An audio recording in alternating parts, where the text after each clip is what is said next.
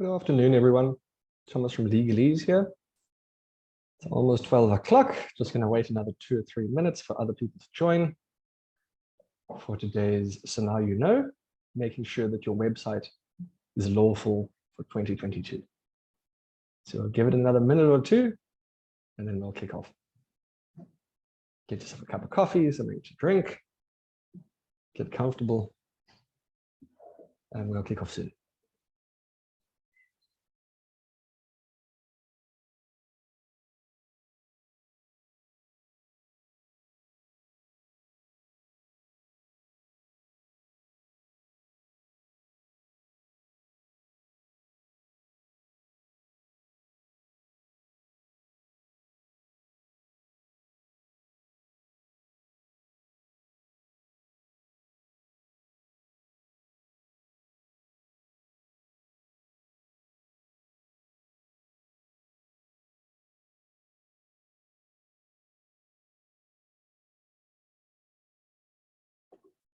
Right, just gone past 12 o'clock. Hope everyone's joined, you're nice and comfortable. So let's kick off. Good afternoon, everyone. I just heard the noonday gun go off, so we know it's a nice afternoon, beautiful day in Cape Town. Hope you're all comfortable and excited for today's session. This is, of course, another edition of our So Now You Know series at Legalese. We bring you those kind of lectures every few weeks. Very, very exciting, very, very topical points being discussed. And today's lecture, of course, all of you sitting here today, we are going to be talking about how to ensure that your website is lawful for 2022. Okay. My name is Thomas Reisenberger. I'm an attorney for Legalese Solutions. We're a legal advisory based out of Cape Town, but also nationally. And of course, if you want to find out anything more about Legalese and what we can offer and what we can help you with, please jump onto our website, legalese.co.za, or get in contact with any of the practitioners afterwards. And of course, anything that we are chatting about today, we can certainly be assisting you with. Okay. Before I also kick off, I just want to let you know that we are recording this call and this workshop. So I know that obviously we're not processing any information from anyone here today, but I just want to let you know that we are in fact recording it. And then as far as format-wise goes, what I'm going to try to do is get my presentation done in about 40 minutes, and then we'll leave the last 20 minutes or so, or the last kind of portion of time available for any Q&A. So if you guys have any questions, please put them through in the Q&A section, as you'll see down at the bottom. And what I'll try to do is answer as many questions as I can that are pertinent to as many people as I can. Okay, and of course, if you have any bespoke needs or requirements, like I said, or questions, get in touch with us and we'll take it from there. Okay, so let us kick off. Bear with me while I quickly just share my screen. And let's then jump into it. So here we go. Like I said, guys, welcome to Legalese. And this is the topic today as part of our So Now You Know series, and I'm Thomas Rice. So I want to set some context because like we've been talking about and what kind of, we've been operating with, as you guys know, your website is in essence just another version of a brick and mortar operation. So taking your services online, maybe during COVID, God forbid, something happened to the kind of IRL services, or you want to expand your online presence and you're offering now your website and more e-commerce offerings. Guys, by going online, you have the same, if not more, sets of legal duties and considerations to think about. So just because you've left the old brick and mortar operations doesn't mean you're escaping all the obligations of traditional business. No. You are going to have some of the old, kind of the old school, same traditional obligations, and you're also going to take on some new ones. So setting that context, some of these situations you may have come across yourself if you're operating online. The first, the online harasser. Maybe you have a platform that allows messaging and you see suddenly there's abuse or harassment happening in your platform, what to do, and that can happen. And because you're the owner and manager of the platform, you're also jointly responsible for what happens or what is said on that platform. The dawn raid. Guys, operating your businesses online, people are going to be making sure that you are fully compliant with all of the laws applicable to e-commerce and online operations. And if you do something wrong, you end up having these kind of masked men kicking down your doors at certain times because they're coming to check the compliance of your online operations, just like any other store. The problematic review. I love this. It gives me a bit of a laugh sometimes. If you review what's actually said down here, I love this restaurant review. I got stabbed here. The food was fresh and drinks were great. but I got stabbed here. Now, the problem with this review, of course, is it says that the restaurant's great, but then it's completely confusing people with some random thing. So if you have a review system on your website, maybe that's affecting your business. So how do you deal with those reviews? And then, of course, the upset customer. And of course, guys, we all know this isn't exclusively for online, it is everywhere. But I wanted to make sure that you remind yourself that you are not escaping some of these traditional maladies, unfortunately. Going online, take some of those issues with. So it's on the basis of this context, guys, that I'm going to be going through some salient aspects of how to make sure that your website is lawful to deal with these situations and others. Okay. Again, this presentation will be available on our website, so I don't want you to sit there kind of furiously taking notes. I would rather kind of listen and understand the issues. Okay, so I wanted to start with this slide over here because, guys, it captures what I would call kind of the axiomatic, the real fundamental aspects of making sure that you're running things lawfully. Okay, so what are these big aspects? And like I said, keep this in mind for later because it's very, very important points to keep in mind. I'm actually going to start over here on the left side over here where it says map. Okay, so the first step is you must understand the services that you provide via your online platform. Why must you map out these services? Why must you actually write them down and detail them for yourself? Is that, guys, the services you provide on your online platform determines the laws applicable to your online platform. So if you're offering retail services as a seller of goods to your customers, there are a set of services related to, a set of laws related to that particular service of being an online retailer. Do you allow online payments to be affected via your website? That's a service you're offering. Yes, there's some associated laws that are applicable to that service. Are you processing people's data? PYRE applies. So guys, as a fundamental first step, I want you to go kind of home, sitting there now, and write down for yourself, what are the services that we provide? And I know some of them might sound quite simple and small, but you'll be quite surprised as to the regulation applicable in this country. Offering competitions, for example, is a service that's highly regulated. Do you offer a messaging service on your platform where people can message each other? There's some terms applicable there. So very importantly, as a first step, map and write down what exactly are the services that I provide. Okay, excellent. Then manifest. Manifest your compliance with the applicable laws by implementing various sets of terms or policies on your website. So once you know the laws applicable, you must also then actually action what is required of you. For example, the Consumer Protection Act applies to, of course, consumer services with your online customers. And it says in there that there are certain requirements around refunds or what you must tell people regarding disputes. So not only must you make sure that your terms capture those requirements, you must actually manifest them in how you behave too. Ensure, this middle column over here, cannot stress this one enough, guys. Please make sure that all of your policies and your terms applicable on the website and the way that you engage with your customers and users is user-friendly and clear. If you make the process of trying to understand your terms difficult, or if you're a bit of a manager or a company that's hard to get hold of, that's how you upset your customers. And that's when they start reporting you to regulators.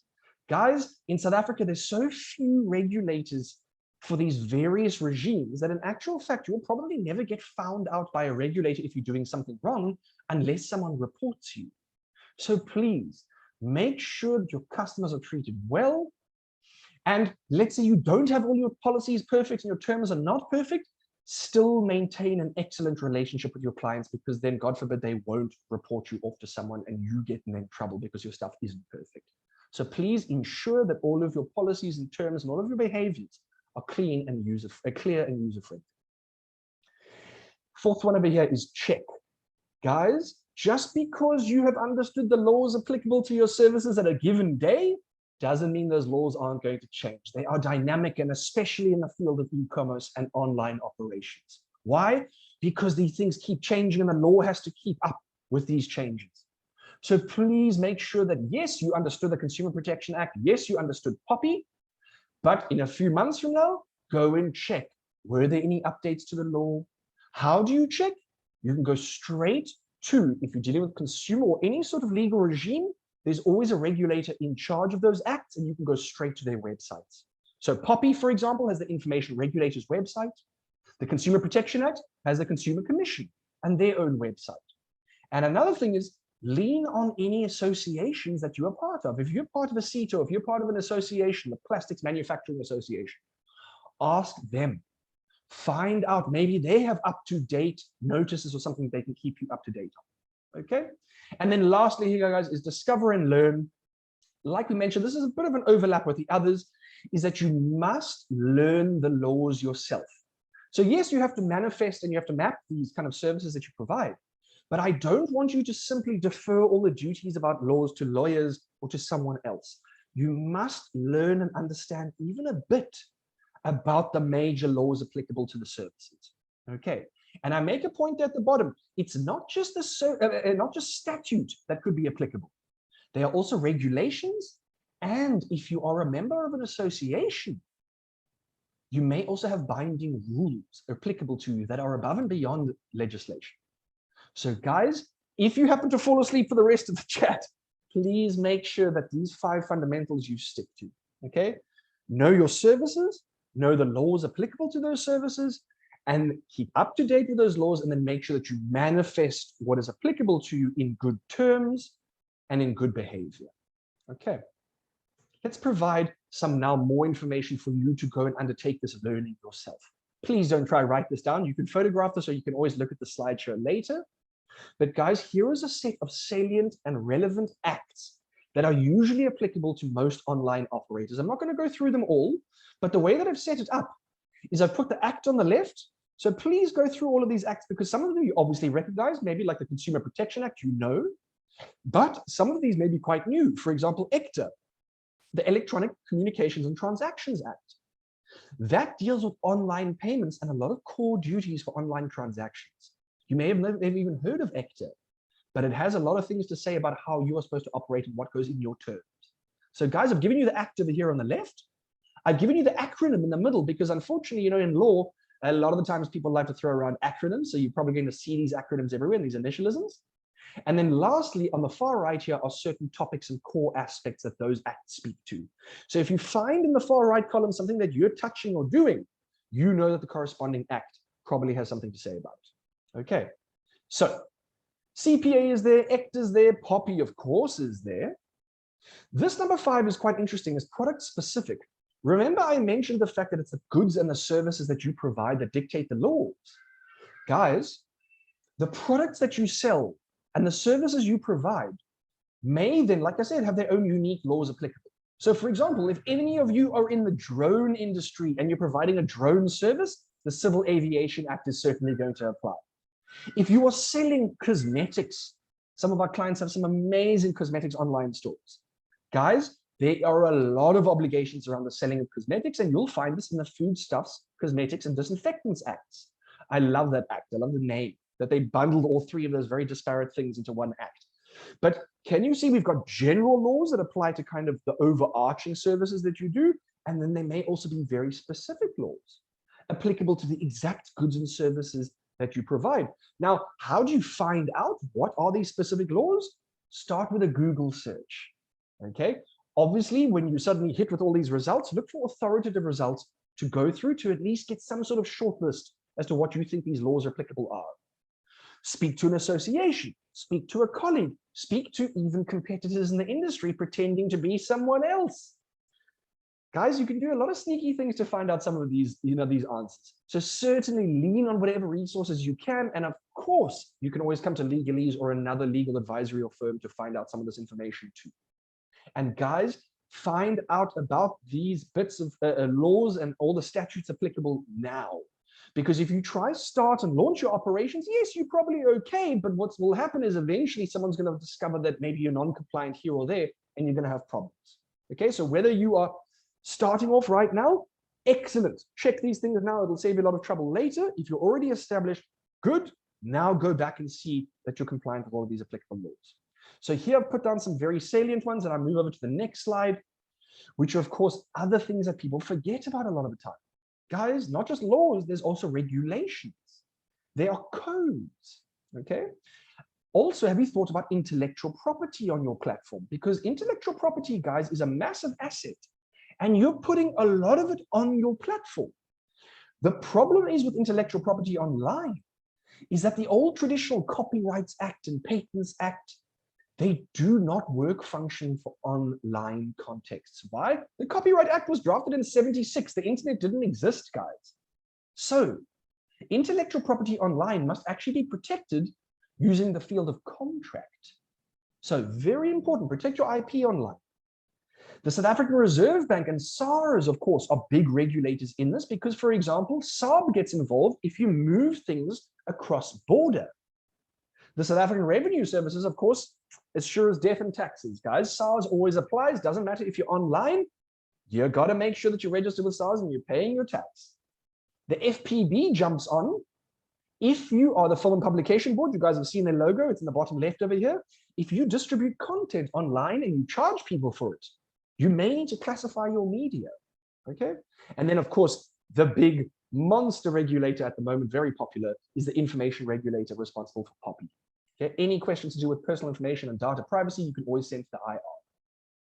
Right, so I want to provide you a bit more context as to why it is important to implement a lawful online operation. Probably my most important here, and I intimated about this earlier. Remember we said the regulators are not going to find you if you do something wrong, 90% of the time. It's your clients that are going to report you. So you need to espouse and assure to your clients that you are professional and that you are doing things lawfully and correctly. And how do you espouse those things is by providing a clear layout and a comprehensive set of terms that people can understand.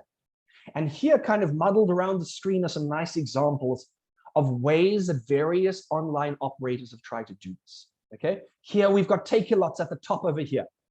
They've got many things that you can read about.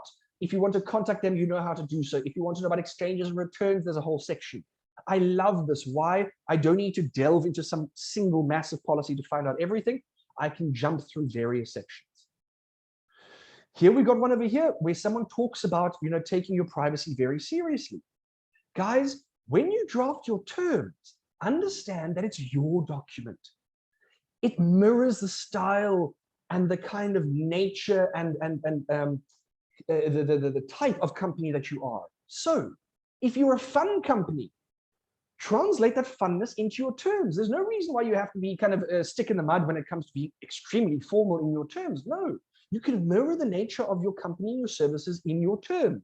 Obviously, don't change any legal effects of things, but use adjectives, use adverbs, describe things the way that you want to, okay? Some things can be way too short. So for example, if you are dealing with a very big content topic like personal information, guys, you need to have a full privacy policy. You can't just have one or two throwaway lines. People are not going to feel assured if you just have one paragraph on people's privacy. It's not going to work. And then, of course, for example, ECTA, one of the requirements here is that they actually require you to put down a lot of information about your company in your terms. Why?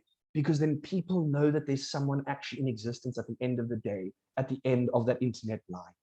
Okay, that's the biggest problem I think with a lot of people going online, is that it's not this traditional kind of kick the tires relationship. People like to go to a brick and mortar operation. Why? Because they can actually speak to the manager. They can pick up the goods and they can test it and they see if it is what they want. Online is different. They don't have that kick the tires. They can't come in and actually check the goods and speak to a person. So how can you deal and bring some sort of solace and assurance in that context is by providing as much functional information about real people associated with your company as you can in your terms on the website. You give people information about who the company is, where they can get hold of you, real names of people, and where you have addresses. So they think, this is actually a legitimate company. There is someone real at the end of the day. And guys, Gen Z and everyone coming after is very savvy with this. If you are not as up to date and catering to their needs regarding transparency and openness and honesty, they are not going to use you as a provider, because guaranteed, yes, there's a few unicorns out there, but guys, if you think, you're offering something quite unique, there are a lot of people out there that are possibly offering something similar, So yes, you may be offering, the silver bullet, but they are willing to go somewhere else simply because of the fact that you are not espousing that professionalism and you're not assuring your clients as you should. Another example here, which is I love, we've got two scenarios here. This one is a Target. I don't know if you guys recognize this Target logo over here from Target in America, and they've got their checkout screen versus another company over here with another checkout screen. Now, if you compare the two, you'll notice that the one on the left here, look at these little arrows. They give me a total at the top, but then there's a balance over here, and then there's some weird another number on the bottom left. If I was to look at that one on the left, I would not feel assured. I would look at that and go, oh my gosh, what is going on? What is my price that I'm paying? I'm confused. And then what do I do if I'm upset? I contact the regulator. Hi, Mr. Regulator, I don't trust this website. And then they go, wait, well, hold on a second. Why? What's wrong with the website? Then they start checking your website, and that's when they start reporting, and that's when they start phoning you and saying, hey, what's wrong with going on here? We want to see your terms. We want to see your compliance. We want to see everything. Whereas if you look at the example on the right, guys, look at all of these things here. They give you all of the clear options as to what credit cards they, even with a little picture, so you know for a fact what sort of credit cards they take. There's no confusion. They give you a nice, clear process flow, so you know where you are in the process of purchase. It's highlighted. I'm now in payment. They give you information about where to get help. They give you information about the full cost breakdown, so you know, am I paying this as a total price? What's taxes? What's shipping? What's fees? They even give you an assurance that this system is all encrypted and is secured using a third-party service. Guys, this little picture on the left here is a famous individual, and it's happened repeated times online. You want to avoid regulators' involvement by not messing with your clients either. This picture down here is of a gentleman that ordered not an Xbox One online. What did he order? A picture of an Xbox One online. Now, the person that bought it, this poor individual over here, when he read what he was buying online, obviously, either he didn't do his homework and he actually checked the fine print to see that the person was selling a picture of an Xbox One and not the actual Xbox One, or the website was confusing. It was obfuscative. They tried to kind of be confusing on purpose. Now, this poor individual went and spent like £600-700 on a piece of equipment, where at the end of the day, what he got delivered to him was a printout picture of the piece of equipment. So guys, if you are obfuscated, if you are confusing, if your website is not clean and clear, you are going to have regulators get involved, and that is something that you do not want. Because in South Africa, a lot of this is self-regulation. There's no certificate to prove that you're POPI or CPA compliant. It's self-regulation, which means that if something goes wrong, the regulator will phone you and say, right, John, come, let's go. I want to see proof of terms for refunds, terms for cancellations, terms for disputes. I want to see your privacy policy. Now, if you don't have that stuff ready, guys, that's a criminal offense. Okay, and God forbid people can even end up in jail. So self-regulation, it's incumbent on you, and the onus is on you to know the law and apply it properly. No one's going to come to you and say, oh, this is what you're supposed to do. Okay. Here's some other ways of people have avoided getting regulators involved. Here's a great breakdown from Incredible Connection. It was taken from the website here. They break down this the purchase here extremely well. We know exactly what we're getting. We know how long the promotion is valid. We know how much it costs. We know if it's in stock or out of stock. We know all the information about this product. Some of you may even have additional things that you need to label onto your goods. So having your stock standard, information about the iPad you're selling is all good and well, but maybe you're selling something that is highly regulated. For example, right in the top here, I'll give an example of if you're selling goods that have rotating blades or something with a hazard, there's a requirement under the CPA as well as other acts that say that you must bring hazardous items to people's attention with a label. So if your item constitutes a choking hazard, you've got a set of headphones where the little end of the headphone can fall off, your item, the packaging must have a choking hazard warning, because God forbid a child picks this up and starts sucking on the end of it, they can choke. Okay, you need to think about these things, and the acts will tell you what to put in. If, for example, you're selling an item that gives off radio frequencies, a Wi-Fi signal, you're selling a remote controlled car, anything that gives off a radio frequency. I don't know if you know this, but you have to get that item type approved. It needs to be tested. And once it's approved, you need to label that good with a certificate number from ICASA. So if any of you are selling goods that have highly regulated, maybe tools or functions or components, there may be some labeling requirements or additional requirements that you need to be cognizant of when selling. Okay, excellent. So now let's jump into some of these big aspects of ensuring your website is lawful. The first thing you need to check, guys, is how you present the items to customers. Why? How you present items to customers is actually highly regulated, and it spans many acts. It's also the fastest way to upset your users. Guys, if I'm on an e-commerce platform and I'm trying to determine what is the price of this thing, and it keeps sending me all over the place, and I don't know if it's VAT inclusive or exclusive, or is this dollars, is it rands? That's going to upset me, and that's going to make me either leave your website immediately and find someone else that can do it better, or to report you. Okay? So please, when it comes to presenting things to clients, it's very important. So let's talk about some of these things that you need to think about when it comes to presentation. Number one, labeling. Labeling is extremely important, guys. Why? Various acts say to you, you must make sure that the goods you are selling, there are some general considerations around labeling, and then there's some very specific ones depending on the goods that you're selling. So generally, are you making sure that you're describing the goods clearly without confusion? Are you describing what's coming in the box, what's not in the box? Are you explaining what's actually involved with this product properly and without any sort of obfuscation? Okay. And interestingly enough, we're going to talk about this later, you must use plain and simple language. Don't try to confuse people. Okay, so your descriptions must be clear and must be real. Another thing which a lot of people forget about is that depending on the goods that you sell, guys, you may have compulsory marks or information that have to be disclosed with those goods. For example, if you are selling a good that is subject to a product of origin restriction, champagne is one. Rooibos has now just been made a new one. If you were selling champagne, I don't know if you guys know this, you cannot sell sparkling wine under the name champagne unless it comes from the French region of Champagne. So, can you see there is a piece of legislation which tells you that there are certain ways that you can name your goods or not, or you may have to use compulsory marks. If you are selling authentic leather goods, I don't know if you know this, but you need to stamp that authentic leather good with a particular mark that looks like a hide. Now, if you sell a piece of leather, genuine leather that doesn't have that stamp, that's a criminal offense. And if you represent on your website that you are selling certain items and you don't have those compulsory marks, it's a criminal offense. So guys, get your descriptions of your goods correct, get all your compulsory sort of descriptions marks into, and make sure your labeling is correct. The next thing, pricing. Guys, pricing is very important and is the quickest way to upset a customer.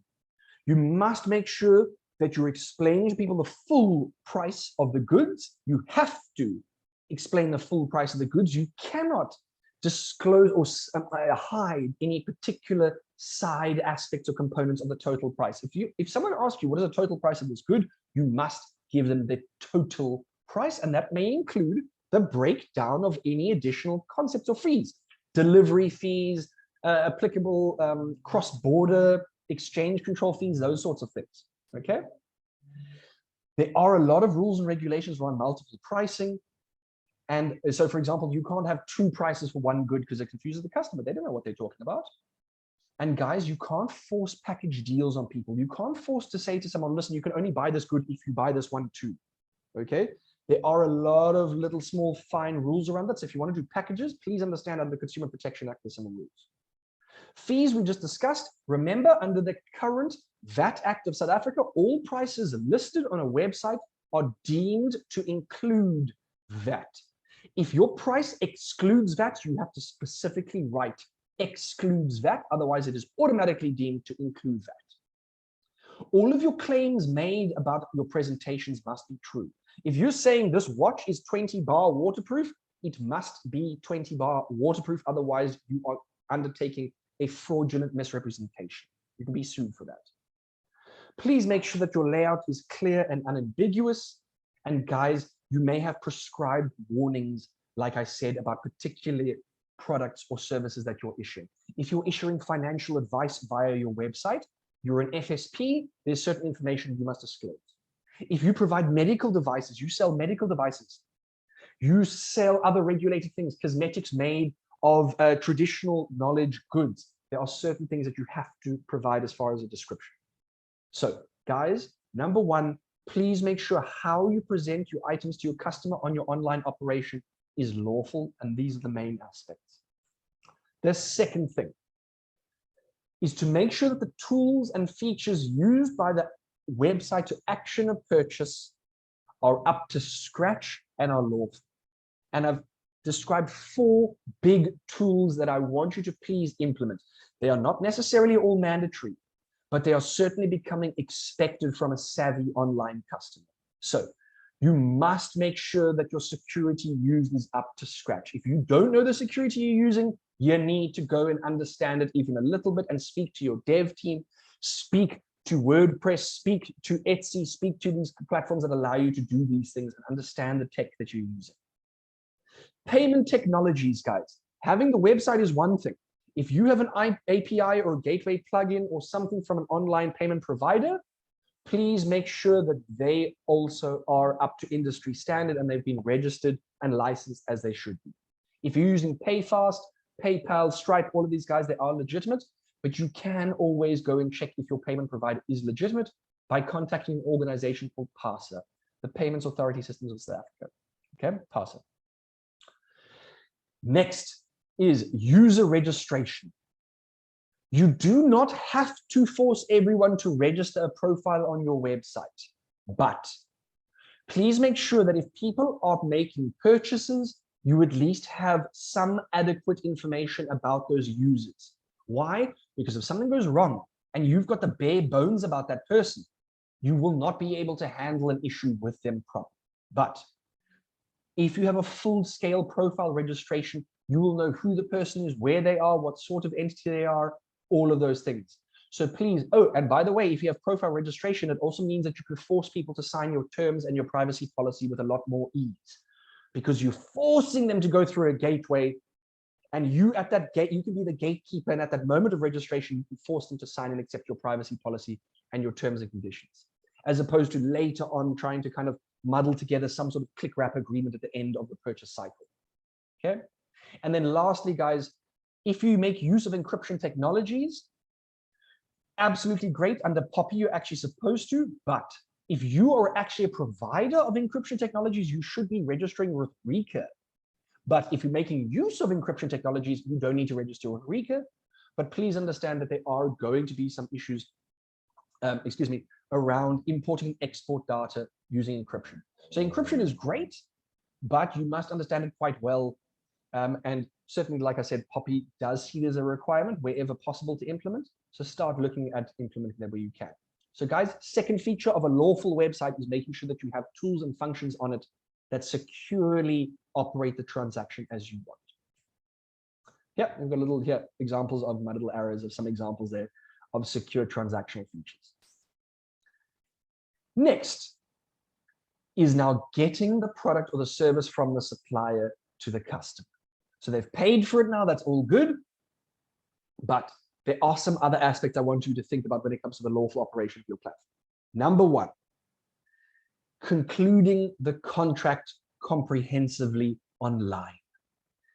Guys, obviously you're not sending to your users, well, a vast majority of online providers don't send clients actual terms and conditions to sign in real life and send back. They have some sort of online acceptance of the T's and C's when they click purchase or register or submit. Please make sure that when the person gets to that salient point where a transaction is going to be actioned, all of the terms applicable to that transaction are presented to that individual.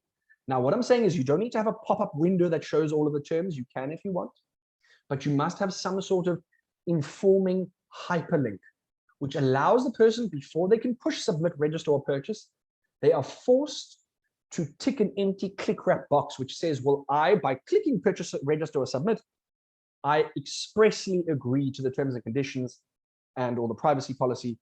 And then you make your terms and conditions available via hyperlink. You can host those terms wherever you want, guys.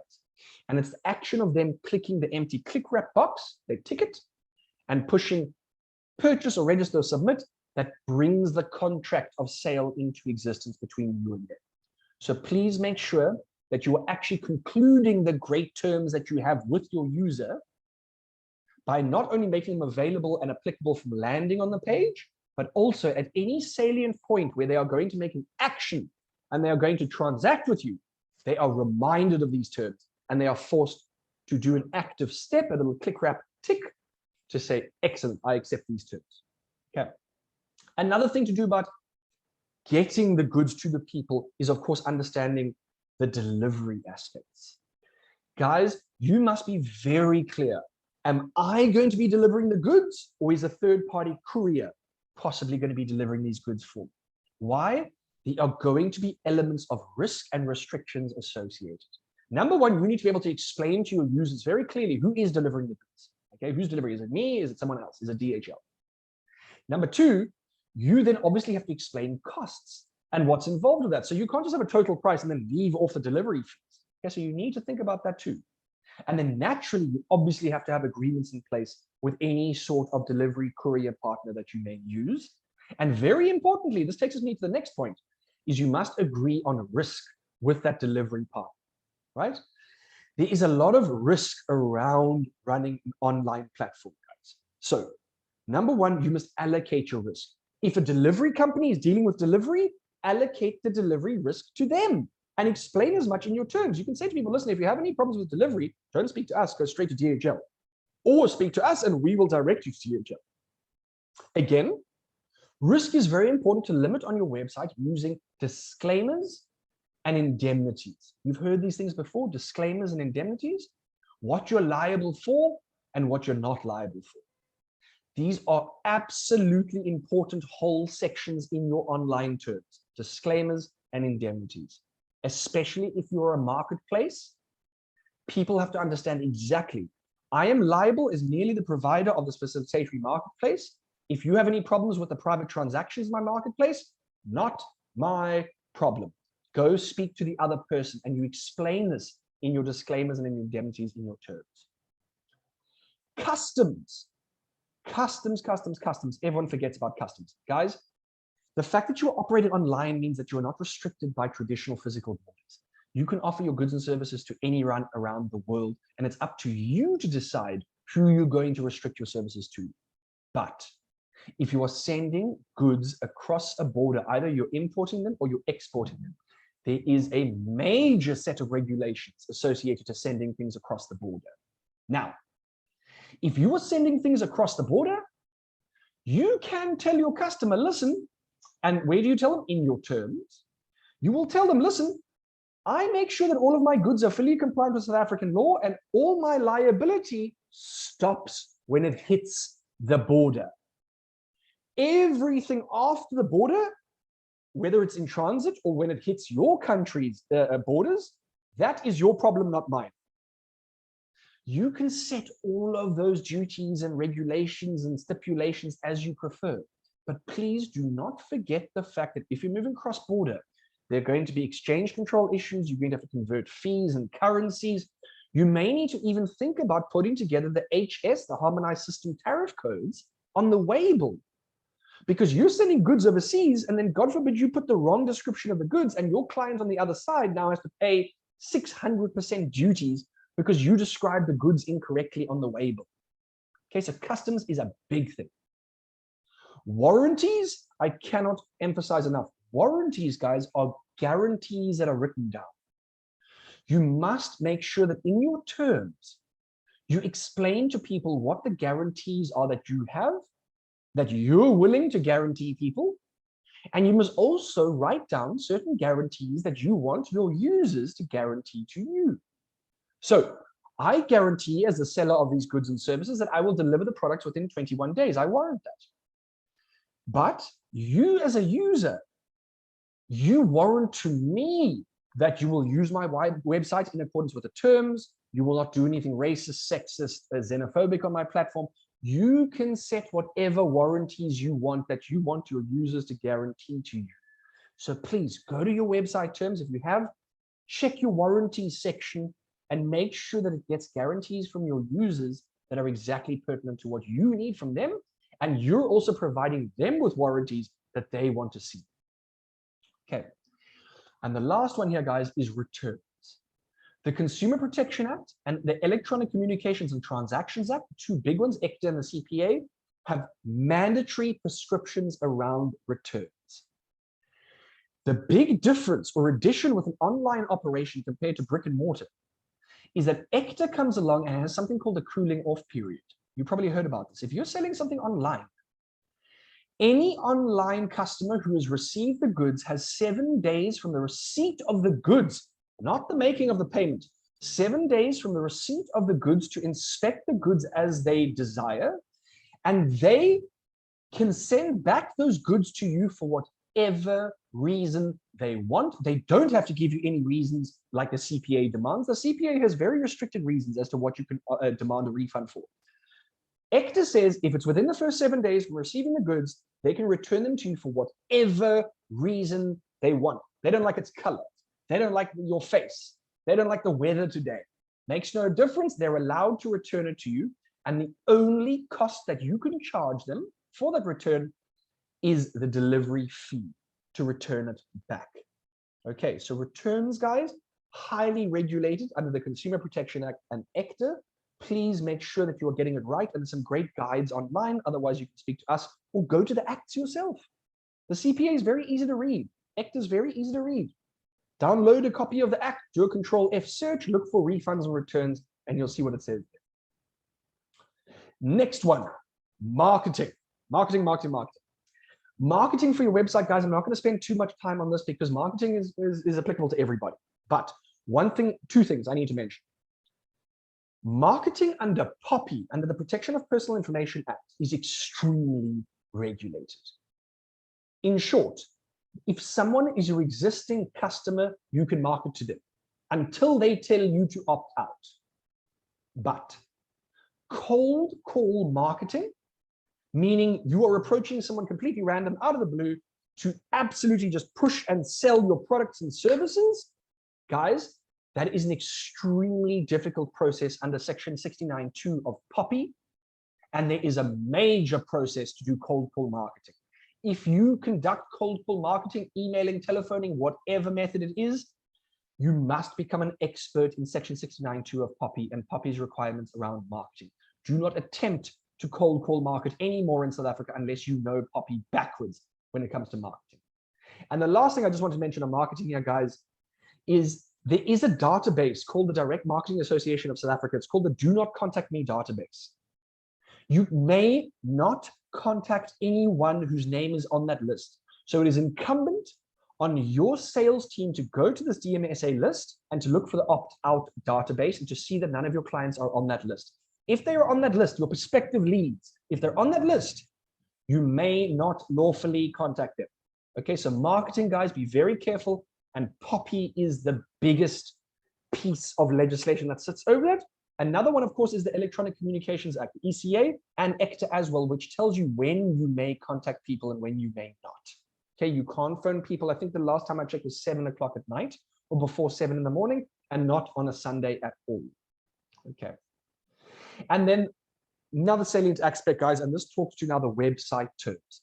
Fundamental point number 5 is you must have terms on your website, and the terms must match the sort of relationships that you have with your customers or other third-party providers on your platform. So if we look at this bottom picture over here, I just want to explain to you, if you have your website and people are using the website naturally, you are going to have terms of use. What are the rules for using my platform? You must register a profile. You mustn't say anything racist. I can end the services at any time in my discretion. Those are terms of use. Secondly, if you offer services via your platform, you must then have terms of service that speak to everything to do with that service that are either dictated by the laws applicable, or you want to add more description and kind of meat to an explanation about the services you provide. Okay. Absolutely essential. You cannot operate an online platform unless you have at a bare minimum the terms of use and terms of service. Okay, so very, very important. Make sure you have the terms and make sure it also suits the role that you provide. Okay, so if you have a marketplace, if you guys operate a marketplace, PWAS or SWAS, make sure that your terms explain, listen, guys, I'm the marketplace provider. These are my terms. But if you're going to buy something from another user on my platform, I have nothing to do with that. They're a seller in their own right. I don't sell cars. They sell cars. So don't speak to me about terms of selling cars. I don't sell cars. You need to go and speak to the individual selling you that car because they may have their own terms. So guys, your platform could have your terms. It could even host other people's terms. And you must make sure that you have comprehensive terms and that they're user-friendly. Very, very important. You can start with a template. Just the last point on this, you can start with a template set of terms. I know there's some great template providers out there internationally and locally. But guys, once you've taken that template, I would still suggest you sit down, apply your mind, you and your team, and even the sample batch of customers, and really make sure that it is bespoke to you, those set of terms. Otherwise, it's the first thing that people get upset about. They look at your website terms and they say, this is a template. It's a joke. I don't understand this. It's all just generic. I want to know what happens to me. And customers are like that. You don't give them what they need, they're going to report you. Okay. And lastly, guys, number 6 is protecting your site from its role in any illegal activity. Again, not going to spend too much time on this because this doesn't happen much. But you are holding out your platform, your website is almost like a stage to the world, right? You would never, ever just open a stage to the world and let any old crazy person jump on the stage and do whatever they want. Spew this, shout that, do illegal that, be racist here, be defamatory there. Guys, you're in charge of your stage. You must make sure that you are maintaining and you're supervising and you're vetting your platform as you should be. If you have a messaging function board, I'm not saying that you check every single message, but you do need to conduct some manual checks or automatic checks once in a while to make sure that people aren't using a platform for, God forbid, racist stuff or some sort of criminal activity. You may have to supervise or curate your profiles of your various users coming onto the platform because, God forbid, you upload a service provider who is a registered sex offender and you're holding him out as a teacher for children. So guys, you must make sure that you are not extending or facilitating illegal activities. And a common one that is forgotten is harassment. I wanted to bring it to this point to everyone's attention because there's a whole act to prevent online harassment. There's actually 2 now. The one is the Protection from Harassment Act. It's quite old. And it basically says that any harassment that is occurring online is a full crime. And if you find that someone is being harassed on your platform, you have an active duty to go and report it. And then secondly, of course, guys, is the Cybercrime Act, the Cybercrime and Cybersecurity Act, which was just passed. Anything performed on your platform that is an illegal action could also infer liability on you as badly as it does on the person that perpetrated the crime. Defamation is a big one. So if you allow defamatory material to be spread across your platform, guys, maybe in reviews, if you allow someone to defame someone else and you don't pull that stuff as fast as you reasonably can, you could be seen to be defaming someone too. So guys, make sure that your website is being checked, it's lawful, and you are maintaining, supervision to make sure that you are not allowing any illegal activity. Because people will try to use your platform to do illegal things. It's guaranteed. Right, guys. So we've reached the end there. I know I've gone through a lot of things nice and quickly at the moment, but I want to ask if there are any questions that anyone has to ask about today's session. And like we mentioned, just while people, if you are thinking about putting any Q&A in the meantime, I just want to let you know that anything you saw today on the call and as part of the presentation, of course, is available. We'll make sure the presentation is available online so you can go and check it later. But if you have any questions or queries right now, please let me know. I haven't seen anything come through as yet in the Q&A. So, typical, this is why lawyers get a bad reputation. I'm just going to pontificate and talk out loud. Okay, so people have been talking about Poppy this and Poppy that.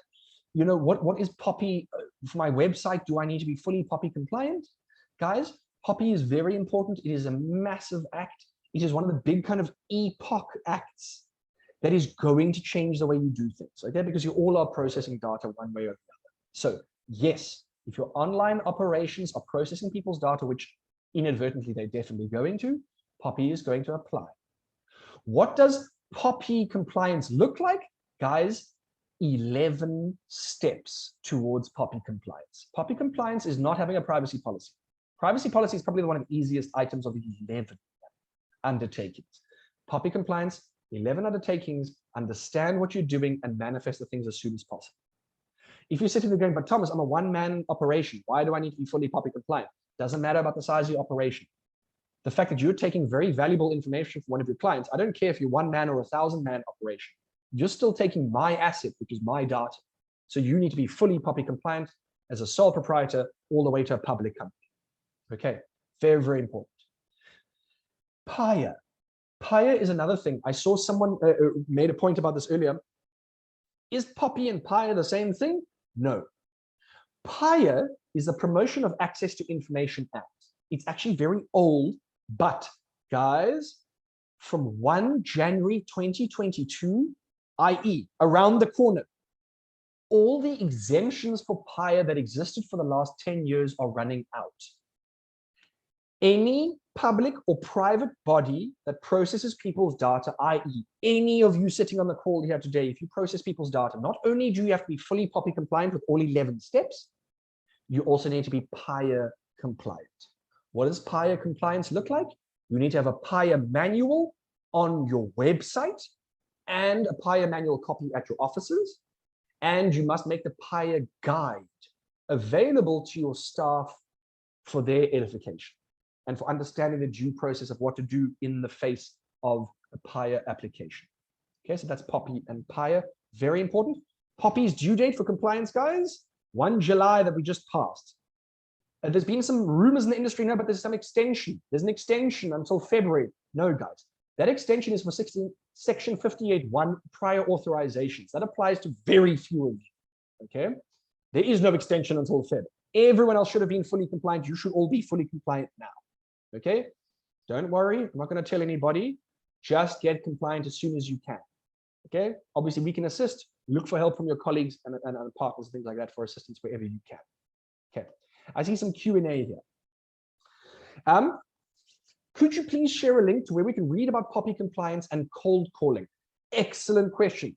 Of course, I'm going to punt our own website. Please go to our own website. We've got some, I think we've got 3 videos that explain excellently what these 11 steps for POPI compliance are in a very practical breakdown.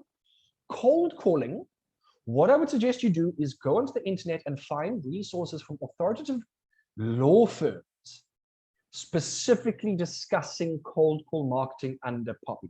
Look for Norton Rose, look for ENS, look for Baker McKenzie, look for Weber Wenzel. See what they have issued articles about cold calling, because guys, cold calling is such a big topic. It's such a hot topic and it affects so many people. These big law firms have issued guides that are for free, and alternatively, you can always chat to us and we can describe these things in a consult with you. Okay. Megan, we've got a question over here. Is a verbal agreement from a client legally binding when it comes to something like a testimonial on a website or socials? Let me jump on that before I jump onto the next. So is a verbal agreement from a client legally binding when it comes to something like a testimonial? It's a bit of a strange one. First things first, let me just say this. Any verbal agreement is as valid as a written agreement. Okay, that's been confirmed in ECTA, it's been confirmed under common law, it's confirmed in the Consumer Protection Act. Okay, so a verbal agreement, if I undertake to do something for you, but it's not in writing, it's just done verbally, it's absolutely as binding. If someone gives you a testimonial and they say this is true in every regard to this testimony, but they don't sign anything. They don't write a signed agreement saying, I guarantee that the testimonial I am doing is perfectly valid, but they say to you, Megan, it is true in every regard. If it turns out the fact that it is in actual fact false, that is fraudulent misrepresentation, okay? So what are you going to do as a platform owner and as someone that is putting testimonials on your website? In your disclaimers and your indemnities, Meg, you must explicitly mention the fact that you may curate or vet whatever goes onto your platform, but you cannot be held liable for any and all of the actions that are done by third parties on your platform. You won't be liable for it. So yes, the testimonial turned out to be slightly incorrect. You cannot sue me for that because I've disclaimed myself of liability and you've indemnified me against claims against me for that. And you're allowed to do that, Megan.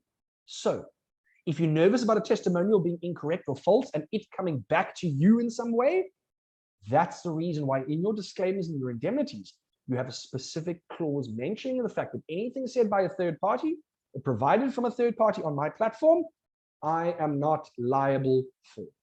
Very important. That's why the disclaimers and indemnities are so important on the platform. How can we prove that if they decide to report us? Or how can we prove that if they decide to report us? So, excuse me. How are you going to prove that you in actual fact are disclaimed of all liability? And listen, it's not my testimonial that was put up there. It's not my opinion. It was made by a third party. Number one, it's very important, Megan, that if you do have a testimonial from a third party on the website, it actually reflects that it is from a third party. So when it comes from John Smith or Stembiso Khumalo, it actually says Stembiso Khumalo, not your company's name, right? So number one, you can tell a judge, listen, it is blatantly explained as a third party, not me. And then number two, Megan, you can hold up your terms and conditions. And you can say, excuse me, Mr. Judge, look at disclaimers and look at indemnities. I have specific explicit clauses that mention the fact that I may make use of third-party opinions or testimonials or services for which I am not liable. And Mr. User accepted these terms when they registered a profile or when they used my website, or even when they landed on my website. Okay. Can they only do this if we refuse to take it down? The taking down situation, whether something is true or not, Megan, the moment you find something to be untrue, immediately take it down. Because what you're doing is you've just been made aware it's not real or not true. This could lead to misrepresentation. And because it's your platform, albeit you've disclaimed yourself of liability, if you leave up some sort of misrepresentation, it's going to cause massive confusion. And you can only argue that you were active and you took steps to do it if you did in fact take it down. But if you sit there and someone reports to you, Megan, hey, listen, that testimonial is incorrect, and you go, oh, I don't care, just leave it up there. That is you knowingly perpetuating fraud, and you then cannot rely on the disclaimer and the indemnity saying, well, it's not my business, I didn't know about it. You knew about it. At which point, that disclaimer and indemnity is not going to work. Okay, so the moment you find out if there is a testimonial or anything incorrect on your platform, you have to take it down and do something about it immediately. Okay, Megan, I hope that answered your question. Any other questions from anyone else, guys? Last 2 minutes here. Okay, nothing as yet, but guys, for the new year, can I set you some homework? I used to be a school teacher. You're going to get homework whether you like it or not. If you have not got your website up and running, you're still in the process, this phase of developing it, sit down with an original slide, like I said, the 5 points, map the services that you have, understand the laws that you've got, and then start thinking about how am I going to manifest these terms and everything applicable? Am I going to draft it myself? Am I going to use a template and get a lawyer to check it? Am I going to go straight to legalese or to someone else to do it for? Remember, guys, contracts you can draft yourself. There's absolutely no requirement that says a lawyer must draft a contract. It's just that a lawyer must be brought on to maybe check its final completion and perfection at the end. So don't be bullied into someone saying, oh, no, I have to draft it all for you. No, okay, you can do it yourself. So get your terms up and ready, get them perfect once you've mapped out everything that you provide, okay? Next, please do not forget Poppy. It's very important. And also don't forget PYRE coming now, because PYRE specifically mentions that you must mention something on your website. Okay, so Poppy and PYRE are major. And then guys, please make sure that you are keeping up to date with laws. There is currently a consumer tribunal happening about consumer monopolies. They are looking at whether Takealot and someone, well, Mr. D is still within the Takealot NASFAR chain of command, but they are looking at whether certain online operators have formed monopolies and they may be breaking them up. So always keep your ear on the ground and your finger on the pulse, because you never know where you may be able to jump into a niche, okay? And lastly, guys, don't believe that an online store is going to help you avoid regulation. If anything, because of the fact that you're dealing in an intangible market and an intangible context, people want to see the terms more. They want to see the assurances more. Why? There's no person to really talk to at the end of the day. There's no tires to kick. You need to make sure that in your layout, in your UX, in your process, in your payment structures, in your terms, it is all clean, clear, and functional. And as a closing point, what I would say is that please, guys, if you are either currently running a store or you are going to be running a store, certainly get your friends to run through the processes for you. Get your friend to say, listen, you pretend to be a customer. Make a pretend purchase from start to finish and see if anything is irritating and let me know. Rather get your friends to tell you about issues before the customer does. Okay. Excellent. So guys, thank you so much for today. I hope it was useful. I'm seeing some good feedback here from some people saying it's all good. Useful. Andre, great to chat to you as always. So guys, like I said, if you want anything more from this talk, please go onto our website and be uploaded in the next few days. If you have any queries that you want our assistance with, come speak to us. But otherwise, go forth, do your things. You can have a lot of fun kind of manifesting your stuff online. Be responsible, be safe, and yeah, enjoy your holidays, guys. Cool. We'll see you soon.